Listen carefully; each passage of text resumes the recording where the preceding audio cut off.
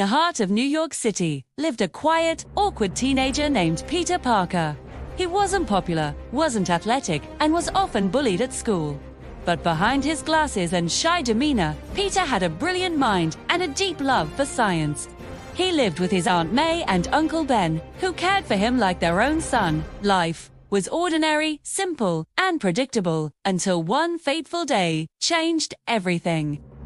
During a school trip to a science exhibit on radiation, Peter wandered through the lab, fascinated by the experiments. Unknown to anyone, a spider had crawled into one of the radiation machines and was glowing faintly with energy. As Peter leaned in to watch a demonstration, the spider dropped from the ceiling and bit his hand. He yelped, brushed it away, and laughed it off. But that tiny bite would change the course of his life forever. That night, Peter felt sick, feverish, and dizzy. He collapsed into bed, unsure of what was happening to him.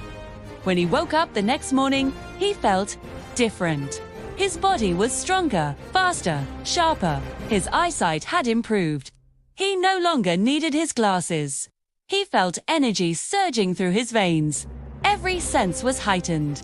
When a car almost hit him, his body moved on its own, leaping to safety.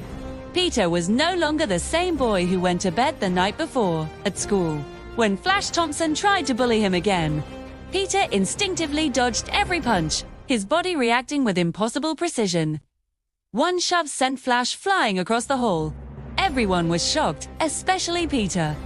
Later that day, he accidentally discovered he could climb walls, stick to ceilings, and leap across rooftops as easily as walking. At first, Peter was amazed by his powers. He saw them as a gift, a way to finally be special. When he saw an ad for a wrestling contest offering $100 for anyone who could last 3 minutes in the ring, he saw his chance. He made a simple costume, covered his face with a mask, and entered as the Amazing Spider-Man. The crowd loved him. His strength, speed, and agility made him a sensation. Within days, he was appearing on TV and earning money. For the first time, Peter felt admired. But with fame came arrogance. One night, after a performance, a thief ran past him, while a security guard shouted for help. Peter, still in costume, stepped aside and let the thief escape. "Sorry, pal," he said. "That's your job, not mine, Toe." The guard's look of disappointment didn't matter to him. Peter had what he wanted, attention and success. A few hours later, Peter returned home to flashing police lights and a nightmare he'd never forget. His Aunt May was crying on the front steps. A police officer told him the news. Uncle Ben had been shot by a car thief trying to escape. The killer was cornered in a warehouse near the river. Peter's heart stopped. Without hesitation, he put on his costume and raced through the city, following the sirens. Rage and grief guided every swing. When he finally cornered the criminal, he trapped him against a wall and froze. The man's face was all too familiar. It was the same thief he had let go earlier that night. Peter stepped back in horror, his chest tightened. His carelessness had cost Uncle Ben's life. He webbed the man up for the police, then slipped away into the shadows, tears streaming beneath his mask. The words Uncle Ben had once told him echoed in his mind. With great power comes great responsibility.